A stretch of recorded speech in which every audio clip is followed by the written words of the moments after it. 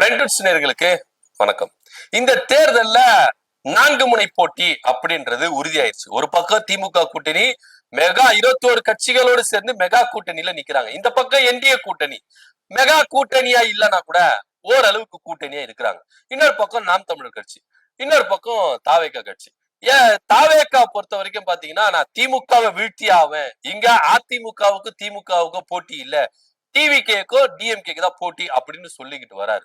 ஆனா நான் தனியா அணியா வரல, தனியாதான் வரேன் அப்படின்னு சொன்னாரு. ஆனா வருவரு தனியா வராம கூட திரிஷாவை கூட்டிட்டு வராரு அப்படின்னு யாருக்கும் சொல்லாம போயிட்டாரு. இருந்தாலும் விஜய் அவர்கள் தனியா வரேன் அப்படின்னு சொன்னாரு. ஆனா ஏன் கூட்டணி எல்லாரும் வரணும் அப்படின்றதுக்காக ஆஃபர் அள்ளி கொடுக்குறாரு அப்படின்னு தெரியல. ஆட்சியிலும் அதிகாரத்துல பங்கு யார், நம்மள நம்பி நிறைய பேர் வருவாங்க, வரவங்களுக்கு எல்லாருக்கும் நாங்க என்ன பண்றோம், ஆட்சியில் அதிகாரத்துல பங்கு கொடுக்குறோம் அப்படின்னு சொல்லிட்டு என்ன பண்ணாரு. அந்த ஒரு அறிவிப்போட தான் கட்சியை ஆரம்பிச்சுட்டு வந்தாரு. ஆனா ஒருத்தர் இது வரைக்கும் வந்திருக்கிறாங்களா அப்படின்னா வரல. ஒரு சில சின்ன கட்சிகள் வந்தாலும் அவங்களை இப்ப என்ன பண்ணாங்க, பிச்சுக்கிட்டு போயிட்டாங்க. இதுக்கப்புறம் இந்த ஆளு கூட இருந்தா நமக்கு மரியாதை இல்ல, இந்த கட்சியோட இருந்தா நம்ம கட்சிக்கு மரியாதை இல்ல அப்படின்னு சொல்லிட்டு இருந்த தமிழ்நாடு முஸ்லீம் லீக் கட்சி என்ன பண்ணிட்டாங்க, பிரிஞ்சு போயிட்டாங்க. இப்ப தேர்தலை தனியாளா சந்திக்கணும் விஜய் அவர்கள். ஏன்னா நீங்க சீமான் கூட யார் கூட கூட்டணியில தனியா இருக்கிறேன் அப்படின்னு சொன்னாரு. ஆனா அவருக்கான ஒரு ஓட் பேங்க் இருக்கதான் செஞ்சது. ஏன்னா கடந்த தேர்தலில் அவர் என்ன பண்ணாரு, 8% ஓட்டு வாங்கி மாநில கட்சி அப்படின்ற ஒரு அந்தஸ்து வாங்கினாரு. ஆனா விஜய் இப்பதான் அவர் என்ன பண்றாரு, ஃபர்ஸ்ட் எக்ஸாம் எழுதுறாரு. இந்த எக்ஸாம்ல தப்பி தவறி பார்டர் பாஸ் ஆயிட்டா கூட பரவாயில்ல, இல்ல ஒரு 20 மார்க் 10 மார்க் எடுத்தா கூட பரவாயில்ல, 0 மார்க் எடுத்துட்டா அவ்வளவுதான், அத்தோட அந்த அரசியல் க்ளோஸ் அப்படின்றத முடிவுக்கு வந்துட்டாங்க. ஏன்னா இப்போ விஜய் அவர்கள் செய்த காரியமே தாவேகாவினர் மத்தியில பெரும் சலசலப்பை ஏற்படுத்திருக்கு. ஏனே இப்படி பண்ணிட்டீங்க, சும்மாவே நம்மள வச்சு செய்யறாங்க, இப்படியெல்லாம் நீங்க பண்ணிட்டீங்களே, வச்சு வச்சு வச்சு செய்யறாங்கன்னு தாங்க முடியலனே அப்படின்னு குமுற ஆரம்பிச்சிட்டாங்க அணில் குஞ்சிகள் எல்லாமே. இதெல்லாம் ஒரு புறம் இருக்க, யாரும் இவரை நம்பி கூட்டணி வைக்கிறதுக்கு தயாராகவே இல்லை. ஆனா ஒரே ஒரு கட்சி மட்டும் தயாரா வந்திருக்குது அப்படின்னு சுட சுட ஒரு தகவல் பரவின்னு இருக்கு. யார் அந்த கட்சி அப்படின்னு பாத்தீங்கன்னா, தமிழ்நாட்டு கட்சி எல்லாம் கிடையாது. நீங்க தமிழ்நாட்டுல இருக்கிற ஒரு பெரிய கட்சி அப்படின்னு, புதுச்சேரியில என்ஆர் காங்கிரஸ் இருக்கிறாங்கல்ல, அவங்க ஒரு கூட்டணி வைக்கிறாங்க. புதுச்சேரியில வைக்கிறாங்களா அப்படின்னா புதுச்சேரியில வைக்கல, இங்க தமிழ்நாட்டுல என்ஆர் காங்கிரஸ் என்ன பண்ணுது, விஜய் கூட கூட்டணி வைக்கிறாங்க அப்படின்ற ஒரு பேச்சு இருக்கு. இந்த கூட்டணி அதாவது என்ஆர் காங்கிரஸ் தமிழ்நாட்டுல வலுவா இருக்குதா அப்படின்னா, தமிழ்நாட்டு அதாவது பாண்டிச்சேரி தமிழ்நாடு பார்டர் இருக்குல்ல, இந்த சைட்ல எல்லாம் பாத்தீங்கன்னா, அதாவது ஒரு சில தொகுதிகள் எடுத்து பாத்தீங்கன்னா என்ஆர் காங்கிரஸ் ஆதரவாளர்கள் இருக்கிறாங்க அப்படின்னு பேசப்படுது. சோ அதனால விஜய் அவர்களை நம்பி யாருமே வரலனால புதுச்சேரியில ஆளுகிற கட்சியான என்ஆர் காங்கிரஸ் வருது அப்படின்னு சொன்னா இது பெருசாவே எடுத்துக்கவும் முடியல. ஏன்னா யாருமே விஜய் நம்பி வரவே இல்லைங்க, இதாங்க நிதர்சனமான உண்மை. ஆனா இதுல ஒரு மெகா ட்விஸ்ட் இருக்கு. என்ன அப்படின்னா, என்ஆர் காங்கிரஸ் தரப்புல இருந்து ஒரு டிமாண்ட் வச்சிருக்கிறாங்க. என்ன டிமாண்ட்னா, தமிழ்நாட்டுல நாங்க உங்க கூட கூட்டணி வச்சா புதுச்சேரியில நீங்க என் கூட கூட்டணி வைக்கணும் அப்படின்ற ஒரு டிமாண்ட் ஸ்ட்ராங்கா வச்சிருக்கிறாங்க. என்னதான் எங்க கூட நீங்க யாருமே நிக்கல, நாங்க தனியா வரோம், அப்படி வரோம் இப்படி வரோம்னு கிண்டல் பண்ணலாம். ஆனா எங்களை நம்பி ஒரு சில கட்சிகள் வர்றாங்க பாருங்க அப்படின்னு சொல்லிட்டு இவங்க பெருசா பீத்திக்கிறதுக்கு இருந்தாங்க. ஆனா என்ஆர் காங்கிரஸ் தலைவர் ரங்கசாமி ஐயா இருக்காருல, அவரும் வச்சாரு ஆப்பு. என்னன்னா, தமிழ்நாட்டுல உங்க கூட நாங்க கூட்டணி வைக்கணும்னா பாண்டிச்சேரியில நீங்க எங்க கூட கூட்டணி வைக்கணும் அப்படின்னு ஒரு டிமாண்ட் கொடுத்துறாங்க. பாண்டிச்சேரியில கூட்டணி வைக்கிறதுல விஜய்க்கு பெரிய சிக்கல் இருக்கு. ஏன் அப்படின்னு பாத்தீங்கன்னா, என்ஆர் காங்கிரஸ் பாஜக கூட கூட்டணி வச்சிருக்காங்க. இப்போ பாஜக கூட்டணி ஆச்சுதான் அங்க இருக்குது, அதுல எந்த வித மாற்று கருத்தும் இல்ல.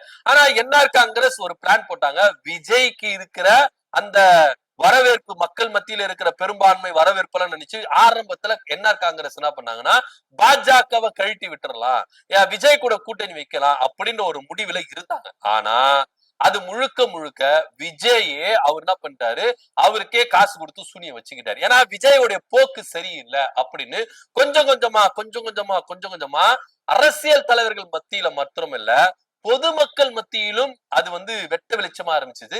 தாவேகா சரி கிடையாது, தாவேகா ஒரு நிலையான கட்சி கிடையாது, விஜய் அவர்கள் சரியான தலைவர் இல்ல, விஜய் அவர்கள் ஆள போகிற தலைவர் இல்ல, சினிமாவுல அவரு அடிச்சுக்கிறதுக்கு ஆள இல்ல. ஆனா விஜய் அவர்கள் அரசியல, நிகழ்கால அரசியல சினிமா நினைச்சுக்கிட்டே வந்தாரு. அது தவறு அப்படின்னு பெரும்பாலான அரசியல் கட்சி தலைவர்கள் ரொம்பவே என்ன பண்ணாங்க, நிதானித்து முடிவெடுக்க ஆரம்பிச்சிட்டாங்க. இப்போ பொதுமக்கள் என்ன பண்றாங்கன்னா, ரொம்ப தெளிவான ஒரு முடிவு எடுக்க ஆரம்பிச்சிட்டாங்க. நீங்க என்ஆர் காங்கிரஸ் தலைவர் ரங்கசாமி இருக்காருல, அவரெல்லாம் எவ்வளவு ஆளுமை மிக்க தலைவர். காங்கிரஸ் பேர் இயக்கம் அப்படின்ற ஒரு கட்சியில புதுச்சேரியில அவரு ஆண்டு இருக்கிறாரு.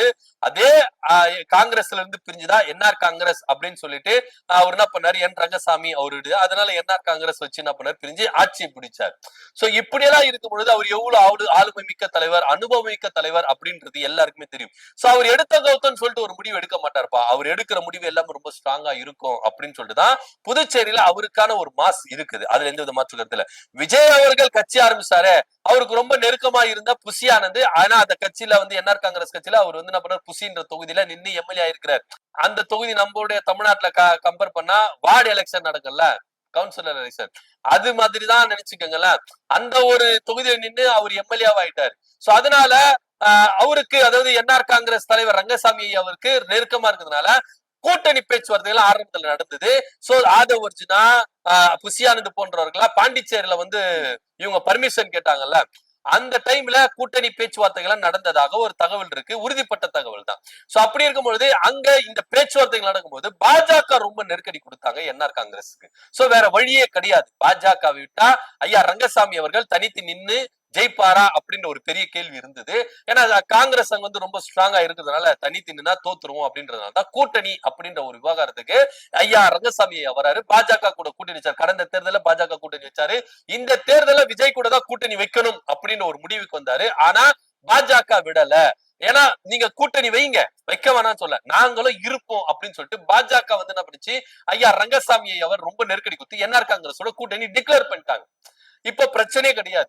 இப்ப என்ன பிரச்சனைனா, தமிழ்நாட்டுல என்ஆர் காங்கிரஸ் கூட்டணி வைக்கணும். அதாவது புசி ஐயா போய் என்ன பண்ணிருக்காரு, ஐயா தமிழ்நாட்டுல ஒருத்தரே எங்களை நம்பி வரத்துக்கு தயாரா இல்ல, நாங்கள் என்ன பண்ணோம், எவ்வளவு ஆஃபர் கொடுத்தோம், வாங்க துணை முதலமைச்சர் பதவி தரோம், அமைச்சர் பதவி தரோம், 2 வருஷம் நீங்க ஆளுங்க, 2 வருஷம் நாங்க ஆளுறோம், இப்படி நாங்க என்ன பண்ணோம், ஆஃபர் மேல ஆஃபர் அள்ளி வீசணும். ஆனா ஒரு கட்சி கூட எங்களை நம்பி வருது தயாரா இல்ல, நீங்கன்னா வாங்க ஐயா அப்படின்னு சொல்லிட்டு புசி ஆனந்த் போயிட்டு என்ஆர் காங்கிரஸ் தலைவர் ரங்கசாமி ஐயா கிட்ட பேச்சுவார்த்தை நடத்தினதா ஒரு தகவல் இருக்கு.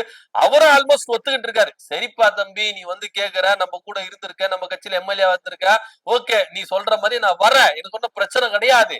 ஆனா ஒரு கண்டிஷன், நாங்க தமிழ்நாட்டுல டிவிக்கு கூட கூட்டணி வைக்கிறோம், 100% வைக்கிறோம், மாற்று கருத்து இல்ல. அது மாத்திரம் இல்லாம பாண்டிச்சேரியில நீங்க எங்க கூட கூட்டணிக்கு வரணும் அப்படின்னு ஒரு பெரிய டிமாண்ட் வச்சுட்டாரு. இந்த டிமாண்டை கேட்டு விஜய்க்கு தூக்கி வாரி போயிடுச்சு. ஏன்னா கொள்கை எதிரி, கொள்கை எதிரி, கொள்கை எதிரி பேச்சுவார்த்தையில சொல்லிக்கிட்டு இருந்தாரு விஜய் அவர்கள். ஆனா கடுமையா விமர்சிச்சாரு, ஆனா விமர்சிக்கவே இல்ல. இப்போ பாஜக கூட கூட்டணி வச்சா, ஐயா விஜய் அவர்களே கொள்கை எதிரி, கொள்கை எதிரி நீங்களே, இப்ப அவங்க என்ன நண்பனாயிட்டாங்களா, எதிரியா இல்லையா, பாஜக உங்களுக்கு நண்பனாயிட்டாங்களா அப்படின்னு இவர் மேல கடுமையான விமர்சனங்கள் வரும். அதனால விஜய் அவர்கள் கொஞ்சம் தயக்கம் காட்டுகிறார் அப்படின்னு ஒரு பேச்சு இருக்கு. ஆனா புசி ஆனந்த், ஆதவ் அர்ஜுனா போன்றவர்கள்லாம், ஏங்க இது தமிழ்நாடு பாலிடிக்ஸ்ங்க, அது பாண்டிச்சேரி பாலிடிக்ஸ் இல்ல, நம்ம ஜனங்கள்லாம் என்ன உங்களுக்கு பின்பற்ற கூட்டம்லாம் ஒரு தற்கொலை கூட்டம், அவங்களெல்லாம் ஈஸியா ஏமாத்திரலாம், நம்ம சொல்றது தானங்க அவங்க பண்றாங்க, நம்ம சொல்றது தானங்க அவங்க பேசுறாங்க. இன்னைக்கு பாருங்க, நீங்க த்ரிஷா கூட ஜோடியா வந்தீங்க, மேட்சிங்கா ட்ரெஸ் போட்டு, இன்னைக்கு நமக்கான கூட்டம் நமக்கு என்ன பண்ணுது, ஆதரவா குரல் கொடுக்குதுல, சொம்பு தூக்குறாங்களே, அதெல்லாம் பாக்காதீங்கண்ணே, வாங்கண்ணே, அங்க போயிட்டு நம்ம என்ன பண்ணுவோம், ஒரு 2 அமைச்சர் பதவி வாங்கிடுவோம். அதனால பாண்டிச்சேரியில பாஜக கூட்டணியில போயிட்டு தாவேக்கா இணையறதுக்கு புசி ஆனந்தும் ஆதவ் அர்ஜுனாவும் கொஞ்சம் டைட் பண்றாங்க அப்படின்ற ஒரு தகவலும் வருது.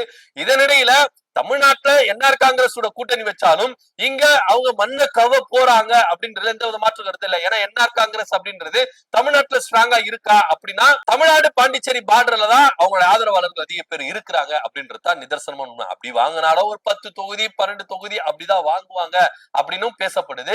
ஆனா இருந்தாலும் பாண்டிச்சேரியில பாஜக கூட கூட்டணி வைக்க போறாங்களா அப்படின்ற ஒரு கருத்தும் இருக்கு. ஒருவேளை இத பின்னாடி இருந்து புசி ஆனந்தும் ஆதவ் அர்ஜுனாவும் இத கதகச்சிதமா செஞ்சு முடிச்சிருவாங்க. ஏன்னா அது பாண்டிச்சேரி அரசியல், இது தமிழ்நாட்டு அரசியல் அப்படின்ற ஒரு வாதம் தான். எங்க போனாலும் கொள்கை எதிரி, கொள்கை எதிரி தான், அரசியல் எதிரி, அரசியல் எதிரி தான், இதுல எந்த வித மாற்று கருத்தும் இல்ல அப்படின்றதுல உறுதியா இருக்கிறாங்க அப்படின்றது. ஏன்னா மக்கள் வந்து உங்களை நம்பிய ஒரு கூட்டம் வருதுல, நீங்க மேல்மட்டத்துல பேசி இணைஞ்சிருவீங்க, ஆனா அடிமட்டத்துல இருக்கிற மக்கள் உங்களை நம்பி வருகிற கூட்டங்களுக்கு தான் அடி பலமா இருக்கும். ஏன்னா இப்பவே சோசியல் மீடியாக்கெல்லாம் வச்சு தெரிக்க விடுறாங்க, என்ன நடக்க போகுது அப்படின்னு நம்மளுக்கு தெரியல, பாக்கலாம். ஏன்னா என்ஆர் காங்கிரஸ் வந்து கூட்டணிக்கு வராங்கன்னா தாவேக்கா இதெல்லாம் விட்டு கொடுப்பாங்களா அப்படின்ற ஒரு விஷயம் இருக்கு. இதை பத்தியோட கருத்து என்ன அப்படின்னு கீழே கமெண்ட் பண்ணுங்க. நன்றி, வணக்கம்.